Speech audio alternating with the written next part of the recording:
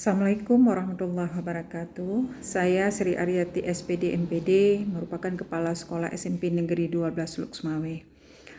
Saya ingin menyampaikan pada tahun 2021 saya pernah mengikuti lomba GTK berprestasi baik Kota Luxmawe maupun se-Aceh.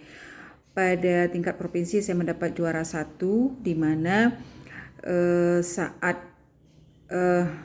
saya menyusun best practice, saya pernah berkonsultasi atau pernah mendapat bimbingan dari Ibu Samsiah, di mana beliau adalah salah satu pengawas dan juga penulis buku di Kota Luxmawe.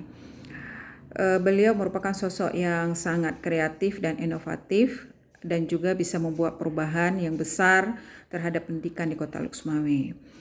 Pada saat itu beliau juga mampu untuk membimbing, tidak hanya saya, ada beberapa mungkin kepala sekolah lain juga yang dibimbing sehingga mendapat hasil yang memuaskan. Saya mengucapkan terima kasih banyak kepada Ibu yang telah banyak membimbing kami dan sukses untuk Ibu. Assalamualaikum warahmatullahi wabarakatuh.